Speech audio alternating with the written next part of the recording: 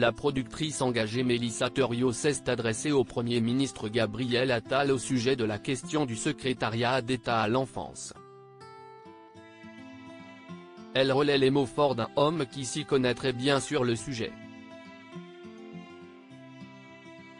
Lies Loufoque a témoigné en 2014 des maltraitances qu'il a subies dans un livre intitulé Dans l'enfer des foyers et milite depuis pour une meilleure représentativité politique des enfants.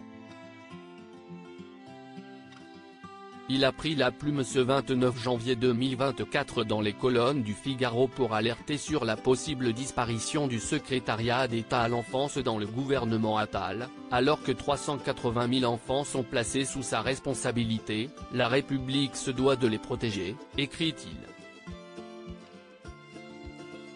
Une tribune qui a été partagée par une influente personnalité française, la productrice Mélissa Thériault. Mélissa Thériault a relayé en story sur son compte Instagram la tribune rédigée par le militant des droits de l'enfant. Un long message qui permet une analyse précise de la situation. Dans ce texte à lire dans son intégralité dans le Figaro, Lies Loufoque écrit notamment « L'enfance n'est pas une cause comme les autres, elle définit une société civilisée. Elle définit notre seuil de tolérance à justifier le pacte social, à décider que le fort ne domine pas le faible. Et les faibles sont les enfants. » Lies Loufoque clame ainsi, à l'heure où le gouvernement de Gabriel Attal se constitue, la suppression du secrétariat d'État à l'enfance signifierait que les pouvoirs publics renoncent à prendre en charge de manière spécifique les besoins des enfants. La productrice et ancienne animatrice de Zone Interdite sur M6 connaît également bien le sujet et celui qui est l'auteur de cette lettre ouverte. Elle a en effet produit le documentaire Bébé placé, La vie devant eux, réalisé par Karine Dusfour. Sa diffusion sur France 2 l'année dernière avait été suivie d'un débat animé par Marie Drucker avec Charlotte Parmentier-Lecocq et Lies Loufoque.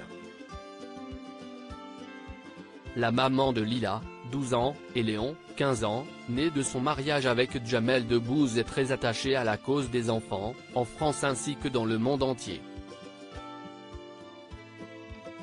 Elle soutient et aide l'association Rêve qui œuvre pour les enfants hospitalisés et est marraine de l'association présidée par Tina Kiefer en liaison avec l'UNICEF La Flamme Marie-Claire qui vient en aide aux jeunes filles pour accéder à l'éducation et fréquenter l'école. On lui doit aussi le documentaire Réparer les vivantes qui aborde le travail effectué auprès de femmes victimes de violences, ainsi que de leurs enfants. Mélissa Thériault n'a pas bien vécu sa propre enfance. Qu'en est-il de la propre enfance de Mélissa Thériault? L'ex-journaliste est restée évasive sur le sujet lorsqu'elle avait été interrogée par Catherine Sellac dans Thé ou Café. « Je n'ai pas du tout aimé être enfant et ado. Je n'ai pas du tout de plaisir à me retourner sur l'enfance. Si est douloureux. » Elle a ensuite expliqué qu'elle ne savait pas trop pourquoi. Il faudrait que j'entame un boulot. Tout va bien pourtant. J'ai des parents super, affectueux, intelligents, musiciens, funky, cool.